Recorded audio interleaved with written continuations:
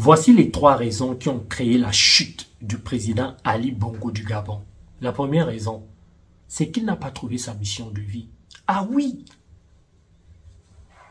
Je vous le dis pourquoi, parce que il était jeune quand il a commencé dans l'administration gouvernementale. Il est né dans une famille riche. Il a grandi avec les gens du pouvoir. Son père était président. Il était chanteur, il est toujours chanteur parce qu'il n'est pas mort. Il faisait du rap. Jeune, il faisait du sport. Il était proche des sportifs. Il roulait, il conduisait lui-même. Il allait en ville. Ça veut dire qu'il connaissait la souffrance du peuple. Donc, il connaissait ce qui se passe dans le bas peuple et ce qui se passe dans le peuple des riches et même dans le peuple des moyens. C'était le président le plus outillé. Normalement, Ali Bongo devait être le meilleur président au monde. Avec tous ces outils-là. Mais vous vous rendez compte? Vous avez la possibilité d'être dans un environnement où vous connaissez les 2 mondes et vous êtes jeune. Et vous ne cherchez pas votre mission de vie. Vous ne la trouvez pas. Vous ne vous battez pas pour ça. Je vais vous raconter une histoire. Bouddha, le grand Bouddha, compris dans le monde entier. Quand vous entendez parler du bouddhisme, c'était un fils de prince. Il ne sortait jamais du palais. Un jour, il a insisté que son père le laisse sortir. Parce qu'il ne se sentait pas bien. Et quand il est sorti, il a vu la souffrance du peuple hors du palais. Quand il est rentré dans le palais, il n'était plus pareil. Il s'est dit, il faut que ça change. Son père ne comprenait pas. Son père se disait, mais il a tout. Qu'est-ce qu'il veut, ce gamin? Il s'est organisé avec certains gens du palais pour sortir, pour aller nourrir le peuple.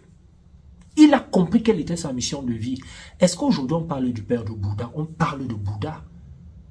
Le bouddhisme est un chemin de vie aujourd'hui. Il a décidé de ne pas être prince, de devenir Bouddha. Il est entré en méditation. Des milliers d'années aujourd'hui on parle de lui parce qu'il a trouvé sa mission de vie. Ça, c'est l'histoire de Bouddha. Mais Ali Bongo, en tant que président de la République, pouvait trouver sa mission de vie. Aider les pauvres, aider les gens moyens et continuer à aider des gens riches. Il aurait pu le faire. Faire revivre, amener quelque chose de puissant au Gabon. Parce que c'est un petit peuple. Ils ne sont même pas 20 millions. C'est un peuple très riche. Le sous-sol est riche. Ali Bongo, qu'est-ce que tu n'as pas compris? Comment tu as pu commettre ce genre d'erreur? Comment tu as fait? Pourquoi tu n'as pas trouvé ta mission de vie? Pourquoi tu ne l'as pas cherché, Ali Bongo? J'ai mal. Parce que tu étais bien outillé, tu avais tout. Les athlètes de la réussite, cherchez votre mission de vie. Vous allez remarquer que même dans vos vies personnelles et professionnelles, à votre petit niveau, quand vous avez trouvé votre mission de vie, ça vous dirige, ça change tout. Tu peux trouver ta mission de vie en tant que comptable et apporter quelque chose de spécial dans la comptabilité en tant qu'avocat, pharmacien, en tant que coach, en tant que pasteur, en tant qu'imam, en tant que prêtre, en tant que femme de ménage, en tant que sportif, en tant que chanteur, en tant qu'homme politique. Oui. Et tu ne dois pas décider que ça c'est ma mission de vie, non. Ta mission de vie t'est révélée à toi-même par la partie lumineuse de toi qui est là mais qui est ensommeillée, qui dort. On doit simplement te guider. C'est pour ça que dans mon école de spiritualité, on travaille dessus. Oui. Ça c'est la première raison. Cherchez votre mission de vie, ça va vous guider sur tout ce que vous faites sur le plan personnel et professionnel. La deuxième raison, c'est que Ali Bongo n'a pas su créer l'équilibre entre le monde que son père a laissé et les attentes du peuple moderne. Je m'explique en français simple.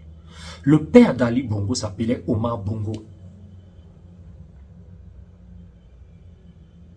Un homme qui était le cercle de la France-Afrique. Il a mis un système en place qu'il maîtrisait très bien et qui était respecté par les gens qui voulaient entrer ou qui tenaient le pouvoir entre la France et l'Afrique. Ali Bongo a connu ce système. C'est un avantage. Ce n'est pas quelque chose de mauvais, parce que ce n'est pas lui qui l'a créé. Mais ça, c'est le monde d'Omar Bongo, le monde de son père. Lui, il arrive au pouvoir, il est jeune, et il ne se rend pas compte que il est devenu président, mais dans le monde androïde. Retenez ce terme. Le peuple androïde, le monde androïde. C'est quoi le peuple androïde, le monde androïde? C'est un peuple, c'est un monde connecté. Aujourd'hui, là, les gens vivent dans un village planétaire et savent tout ce qui se passe à travers le monde entier. Les gens sont connectés. Les révolutions qui se faisaient il y a 20 ans, il y a 30 ans, n'ont pas la même ampleur que les révolutions d'aujourd'hui. Aujourd'hui, ça va très vite, à une vitesse grand V. Les mentalités évoluent très vite, les choses changent. Internet est le meilleur outil de communication au monde. Ceux qui ont mis Internet en place sont des bénis de la vie. Parce que grâce à Internet, les gens se parlent. Même moi-même qui suis en train de vous parler là, avant qu'Internet n'existe, comment je faisais mes coachings? J'étais obligé de recevoir des gens, de me déplacer, d'aller de pays en pays. Ça me fatiguait, ça m'épuisait. J'étais soit dans les avions, soit dans les trains. Ça m'épuisait. Alors qu'aujourd'hui, il y a le télétravail. Je fais mes coachings sur Zoom, en ligne, parfois sur WhatsApp. Ça se passe bien. Parfois, je me lève de mon lit, je me prépare vite fait en 20 minutes, je fais mes coachings. Alors qu'avant, il fallait prendre sa voiture, tomber dans les transports, prendre le métro ne marche pas, il y a trop de monde, c'est compliqué, tu arrives, tu es déjà épuisé. Tout ça, c'est pour vous dire que le monde va très vite aujourd'hui. Pendant que tu dors, il y a des choses qui se passent, les gens sont au courant. Et Ali Bongo, qui est jeune, n'a pas compris ça. Il n'a pas su créer l'équilibre. Il n'a pas compris qu'il est président dans un monde androïde. Le peuple est androïde. Le peuple est connecté. C'est un village planétaire. Les gens savent ce qui se passe en New York, en Afrique, en Asie, en Australie, un peu partout.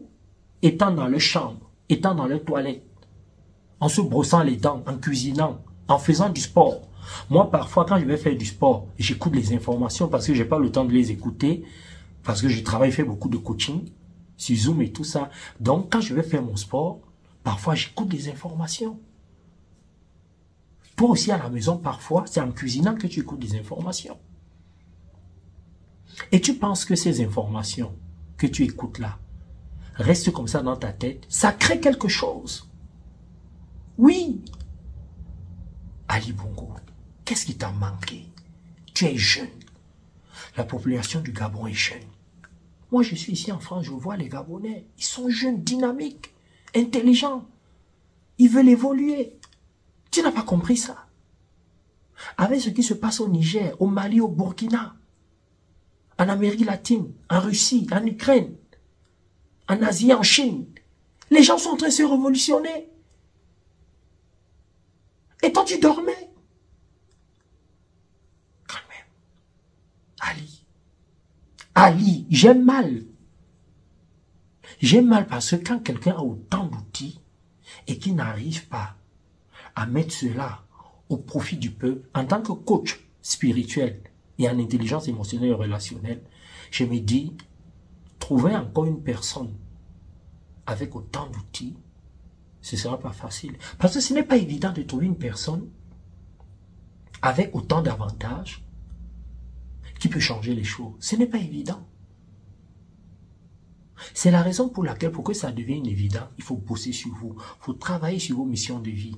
Chercher à créer l'équilibre. Comprendre l'environnement, le monde dans lequel vous êtes. Chercher à créer l'équilibre. Moi, c'est ce que je fais dans ma vie. J'ai créé l'équilibre. Ça, c'était la deuxième raison. La troisième raison qui a créé la chute d'Ali Bongo, c'est un manque d'intelligence émotionnelle et relationnelle. Je ne vais cesser de le dire, il ne s'est pas formé, comme beaucoup de chefs d'État. Il ne s'est pas formé à l'intelligence émotionnelle et relationnelle. Je vais vous donner un exemple simple, vous allez comprendre. Dans mon entreprise, ici en France, j'ai 5 personnes. J'ai recruté une personne qui est, en fait, qui n'est jamais d'accord. Cette personne est toujours contre tout ce qu'on dit. Quand on fait du brainstorming, quand on réfléchit sur plein de choses, sur plein de dossiers, la personne n'est jamais d'accord. C'est moi qui ai choisi cette personne. Mon environnement familial m'a dit, ouais, pourquoi tu choisis cette personne? J'ai dit, je sais pourquoi je choisis cette personne. Ça s'appelle de l'intelligence relationnelle et émotionnelle. C'est pourquoi je ne dorme jamais. C'est pourquoi je reste toujours éveillé. J'ai choisi une deuxième personne qui est une personne qui aime le conflit. Parce que la première personne n'est jamais d'accord, mais elle n'aime pas le conflit. La seconde personne aime le conflit. La personne te dit les vérités. Elle est belliqueuse. C'est moi qui ai choisi la personne. J'ai choisi une troisième personne qui est logique. Elle, tu peux faire toutes les gymnastiques intellectuelles. Lire les livres. Écouter des trucs sur YouTube, sur Facebook, sur TikTok, sur Instagram. Viens avec toutes tes raisons. Elle est logique. C'est moi qui ai choisi cette personne. La quatrième personne est une personne qui est d'accord avec tout le monde. Cette personne-là, elle n'aime pas le conflit. Elle dit oui à tout. Elle veut la paix. Et la cinquième personne, c'est moi. Moi, je suis là pour créer l'équilibre. Je suis très intuitif, très spirituel, très connecté à tout ce qui existe.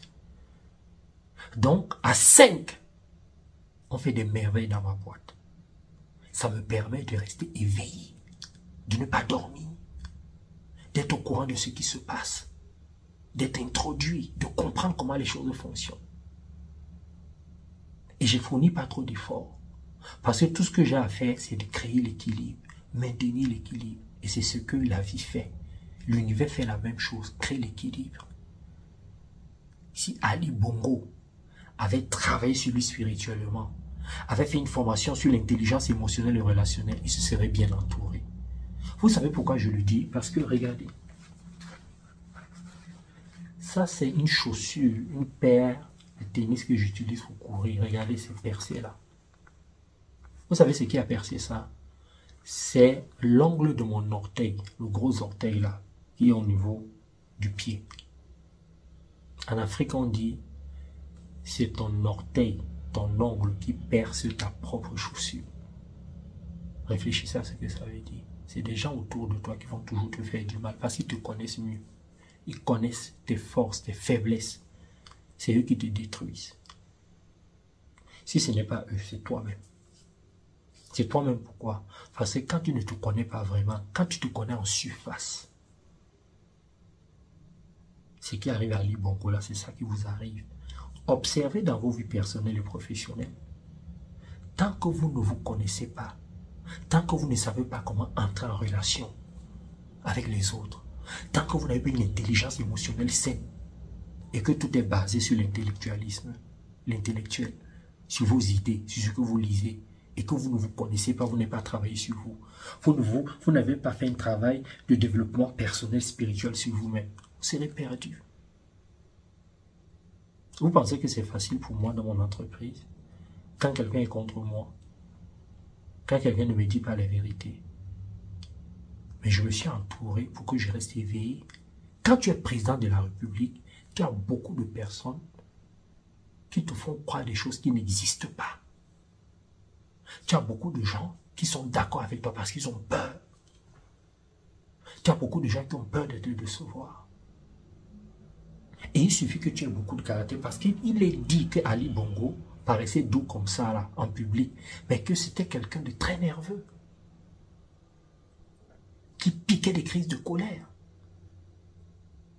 Alors quand tu es comme ça, les gens ont peur de toi, les gens vont dans ton sens, et ça c'est dangereux. C'est ça qui a créé la chute de Michael Jackson. À un moment, il a mis de côté toutes les personnes qui pouvaient lui dire la vérité.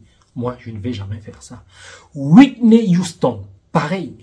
Elle a une amie qui lui disait toutes ses vérités, qui était avec elle depuis le début. Quand Bobby Brown est entré dans sa vie, on a mis cette personne de côté. Je peux vous citer des tonnes d'exemples comme ça et dans tous les domaines. Voilà les 3 raisons. Vous voulez évoluer, travaillez sur vous, entrez dans l'école de spiritualité, travaillez sur la spiritualité, sur l'intelligence émotionnelle et relationnelle. C'est très important. Bisous, je vous retrouve pour une autre vidéo. Bye bye.